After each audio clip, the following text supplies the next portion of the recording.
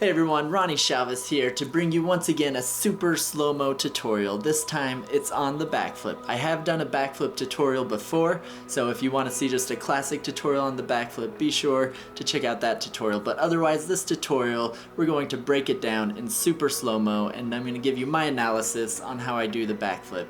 A standing backflip, or back tuck that is. So, jumping into it, as you can see, I started with my arms up and I'm swinging them down to kind of set up into the backflip. Because the backflip, you really are going to want to get a powerful, I guess, charge, you could call it, a powerful setup so that you can really explode into the backflip. It's all about power and explosive jumping and whip with your arms, and so that's what's happening right now is I'm setting up for that. So I'm whipping my arms back to start swinging them into the backflip motions. Right here they've kind of stretched as far as they will go. I've started bending my knees slightly, probably leaning forward more than I should be. I can actually keep my chest up more if I want a higher center of gravity, but as I begin to swing my arms back forward, back down and around to generate that velocity, that momentum, which will add more power in my set and my rotation to my backflip, I swing them up. And once they start basically pulling me upwards is at the same time when I'm going to begin jumping with my toes and my legs, stretching upwards with my chest, trying to just shoot up tall like I'm trying to jump up and touch a basketball hoop. And it's all about that reach. You really want to reach tall so that you can get that proper set.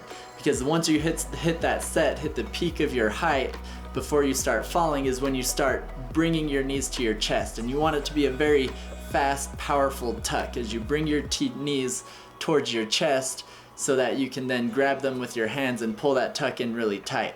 And it's important that the knees come to the chest and your chest isn't going to your knees, because bringing your knees upwards is going to help keep your center of gravity up. If you notice, I'm still pretty much floating in the same spot for the last little bit, and that's because I'm bringing my body up to my center of gravity and not solely just relying on my jump to get a high backflip. So then as I've rotated, bringing that tuck, flipping around, I'm now opening up and spotting for the landing. Important thing you want to know with landing the backflip is that you land on your toes and absorb the impact. Especially if you can spot it in time, you want to ideally open up at the right time so that you can stick it in place and land in an upright position. You don't want to land crouched down.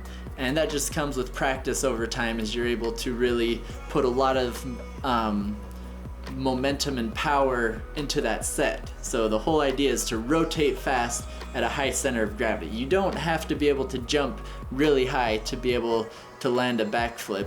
You just have to be able to generate the momentum at the right height with your body to do it properly. So let's speed this clip up again and play it back a bit faster. So once again, reloading for the backflip. I like to start with my arms up and whip them into it because then I can really get a good reach back with my arms. You don't have to do that, that's just the way I like to do that.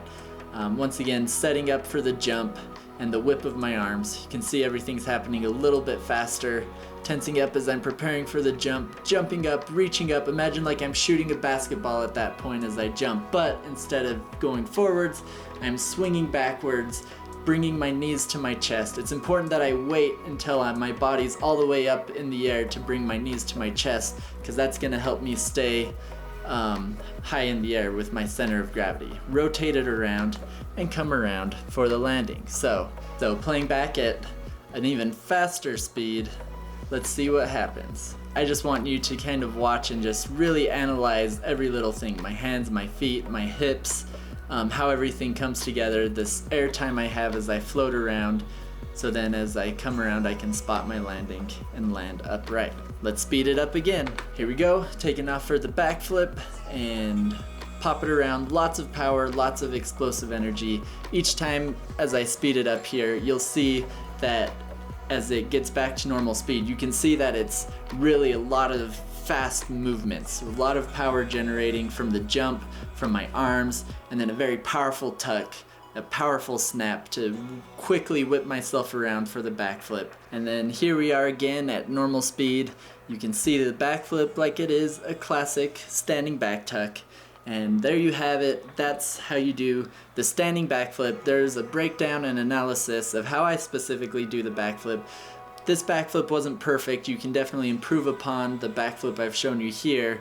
And I've pointed that out, like not dipping my chest so low on the takeoff and things like that. And so, but this will just help you get an idea if you've never backflipped before, or you just want to improve on your backflip, what it looks like in slow motion and what you can take away from that to help you in your own backflip. Anyways, hope you guys have enjoyed this video. Let me know what slow motion tutorials you'd like me to do in the future, and I'll be sure to make that happen. But otherwise, once again, thank you for your support. Be sure to check out my shirt site to get some cool Ronnie Street Stunts merchandise, parkour shirts, things like that, because it helps support my channel. Once again, I also forgot to mention that this video was filmed by Kuma Films with their epic slow motion camera, so be sure to check them out because they're going to be doing some really cool slow motion videos, and they just have some really fun, talented videos. So anyways, I think that's all I got for today, so thank you everyone for watching, and we'll see you next time.